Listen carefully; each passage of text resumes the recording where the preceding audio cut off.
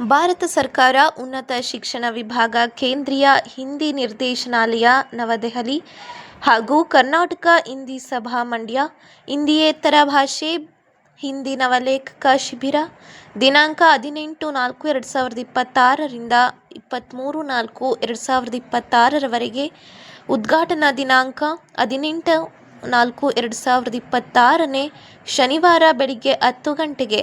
ಸ್ಥಳ ಕರ್ನಾಟಕ ಹಿಂದಿ ಸಭಾ ಹಿಂದಿ ಭವನ ಮಂಡ್ಯ.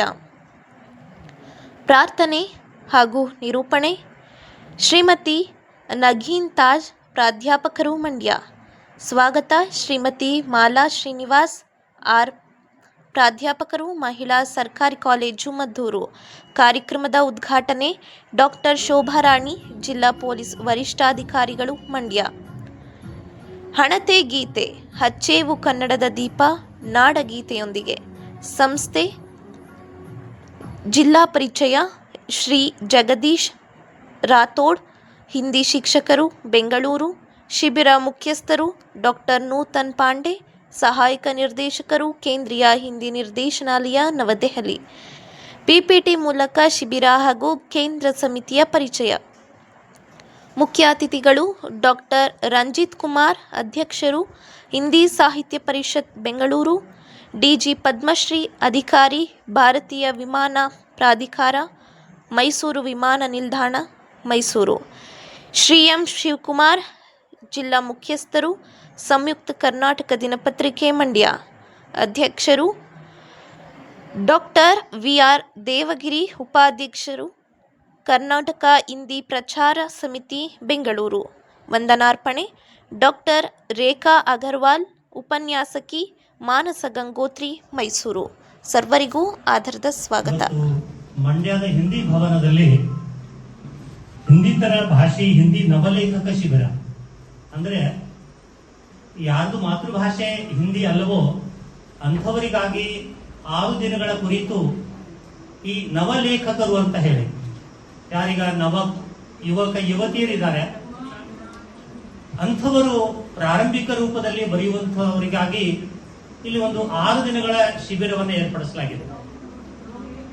ಆಮಂತ್ರಣ ಪತ್ರಿಕೆಯಲ್ಲಿ ನಾನು ನೋಡಿದ ಹಾಗೆ ಬಹುಶಃ 28 ಯುವಕ ಯುವತಿಯರು ತಮ್ಮ ಲೇಖನಗಳನ್ನ ಬರೆಯುವಂತಹ ಸಂದರ್ಭದಲ್ಲಿ ಅವ್ರಿಗೊಂದು ರೀತಿ ಇದು ಶಿಬಿರ ಇದ್ದ ಹಾಗೆ.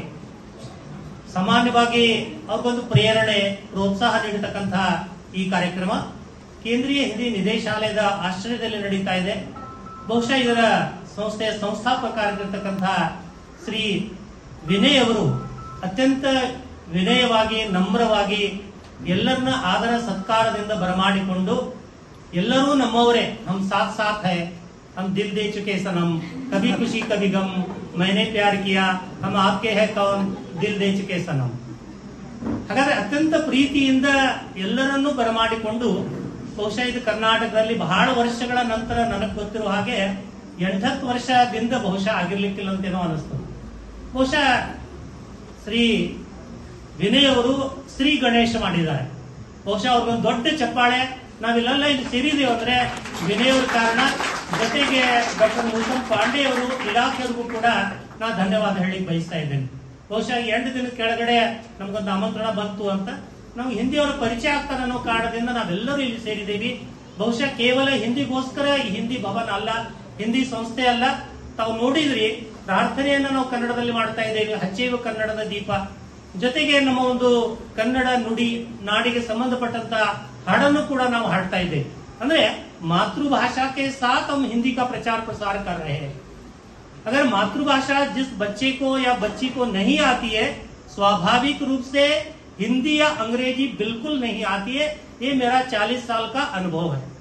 जैसे एक शब्द लिखेंगे धारवाड़, अगर बच्चा कन्नड़ में धारवाड़ लिखता है सही, ध महाप्राण, तो उसके बाद ही वो हिंदी में ध महाप्राण लिखेगा, अंग्रेजी में DH लिखेगा. तो ये प्रारंभिक रूप से शिविरार्थियों के लिए एक तरफ से शिविर है.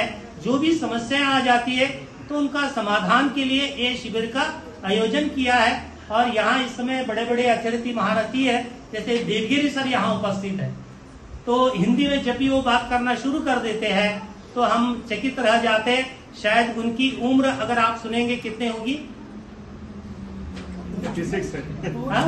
बहुत छोटी, ಬಹುಶಃ 87 ಚಪ್ಪಾಳೆ ಒಂದು ಗುರುಗಳಿಗೆ ಬಿಜಾಪುರದಿಂದ ಬಂದ್ಯಾರ. ಅದಕ್ಕೆ ನಮ್ಮ ಧಾರವಾಡ ಕಡೆ ಒಬ್ರು ಬೇಂದ್ರೆ ಅವ್ರು ಇದ್ರು, ಯಾರೋ ಅವ್ರನ್ನ ಕೇಳಿದ್ರು ನಿಮ್ದು ವಯಸ್ಸು ಎಷ್ಟ್ರಿ ಅಂತ. ಅವ್ರು ಹೇಳಿದ್ರು 72 ಗೊತ್ತಾಗ್ತೈತಿ ಅಂತ. हिंदी में 72 का मतलब 72, समीप बा गोताक्तती अंत. ऐसे बुजुर्गों को देखने से मुझे पता चलता है उम्र 55 की है लेकिन दिल बचपन की. एक बार जोर से तालियां इनके लिए. ಬಹುಶಃ ಇಲ್ಲಿರ್ತಕ್ಕಂಥ ಶ್ರೀಮತಿಯವರೆಲ್ಲರೂ ಸೇರಿಕೊಂಡು ಉತ್ತಮವಾಗಿ ಕಾರ್ಯಕ್ರಮವನ್ನು ಆಯೋಜನೆ ಮಾಡಿದ್ದಾರೆ. ಒಟ್ಟಾರೆ ನನ್ನ ಉದ್ದೇಶ ಇಷ್ಟ, ಇಲ್ಲಿ ಕಾರ್ಯಕ್ರಮಗಳ ಕುರಿತು ಏನಿಲ್ಲ ಒಂದು 6 ದಿನ ನಡೀತಾ ಇದೆ. ಸಾಕಷ್ಟು ಹಿಂದಿಗೆ ಸಂಬಂಧಪಟ್ಟಂತಹ ವಿಷಯಗಳನ್ನು ಸಂಗ್ರಹ ಮಾಡೋಣ. ನನಗೊಂದು घटನೆ ನೆನಪಾಗ್ತದೆ.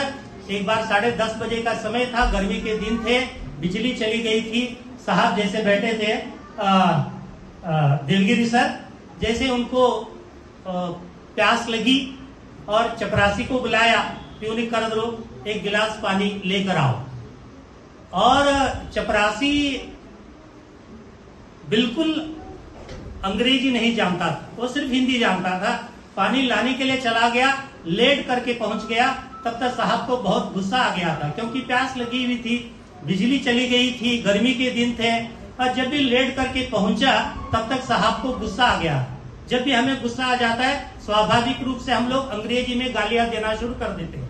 जैसे ही हाथ में गिलास का पानी लेके चपरासी खड़ा है तब तक साहब को बहुत गुस्सा आ गया था. उसने कहा यू ब्लडी फूल. क्या कहा साहब ने? You bloody fool. और उस चपरासी बिल्कुल अंग्रेजी नहीं जानता था, सिर्फ हिंदी जानता था.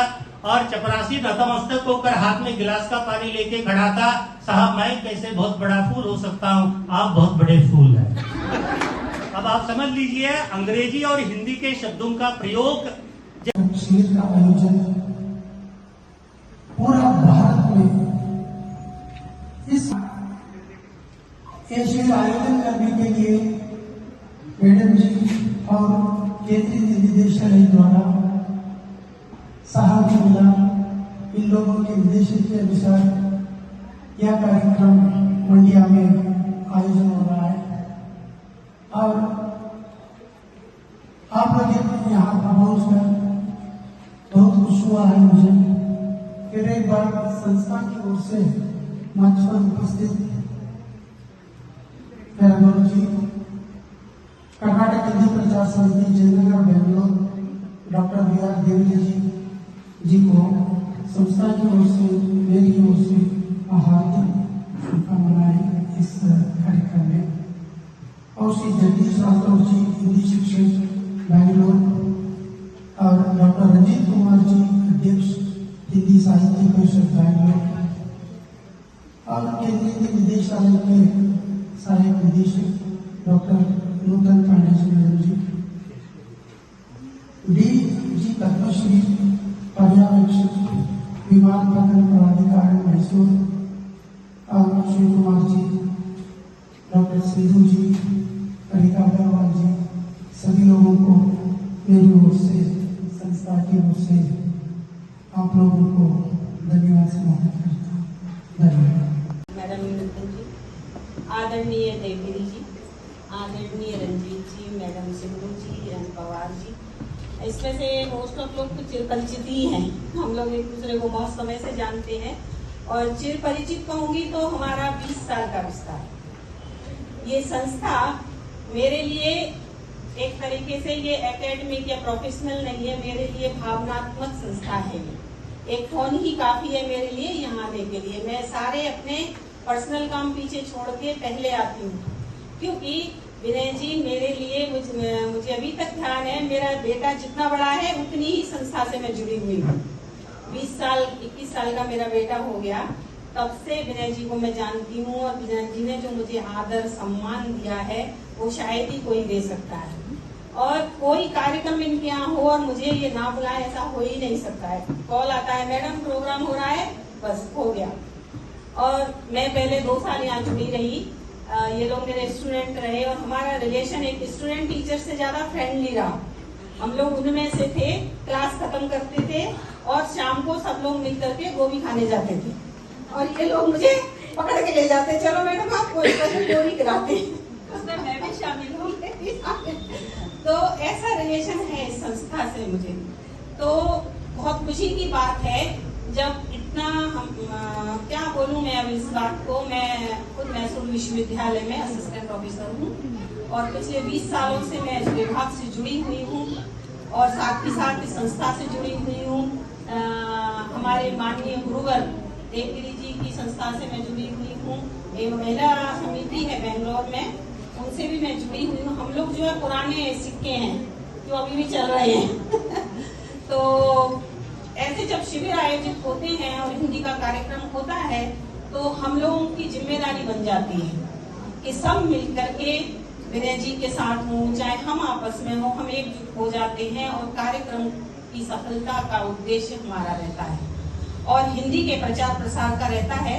जैसा कि सर ने बताया कि मातृभाषा के साथ हम हिंदी का प्रचार प्रसार कर रहे हैं। ऐसा नहीं है कि हम किसी भाषा के विरोधी हैं या हम किसी भाषा के विरोध में बोल रहे हैं। ये तो इम्पॉसिबल बात है, ये तो हो ही नहीं सकता। मातृभाषा को कोई कैसे छोड़ सकता है? हम भी नहीं छोड़ेंगे, कौन छोड़ेगा। लेकिन साथ में हिंदी को पढ़ना है। जो हिंदी के लिए संकुचित सोच बन गई है, ये एक गलत रास्ता है।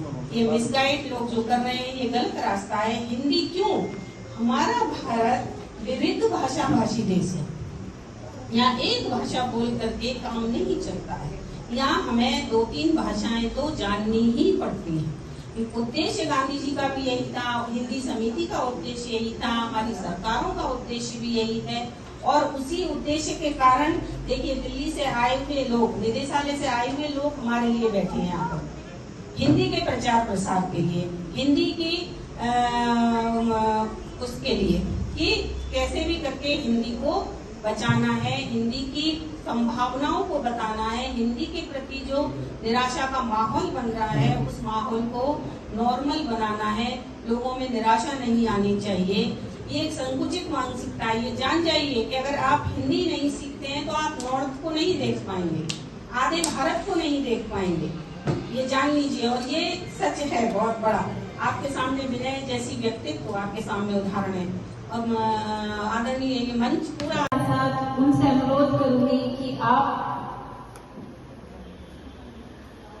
ಸಬ್ಸ್ಕ್ರೈಬ್ ಬಟನ್ ಮೇಲೆ ಕ್ಲಿಕ್ ಮಾಡಿ ಹಾಗೂ ನಮ್ಮ ಹೊಸ ವಿಡಿಯೋಸ್ ಅಪ್ಲೋಡ್ಗೋಸ್ಕರ ಪಕ್ಕದಲ್ಲಿ ಕಾಣುವ ಬೆಲ್ ಬಟನ್ ನಮ್ಮೆಲ್ಲ ವಿಡಿಯೋಗಳನ್ನ ಲೈಕ್ ಮಾಡಿ, ಶೇರ್ ಮಾಡಿ ಹಾಗೂ ಕಮೆಂಟ್ ಮಾಡಿ.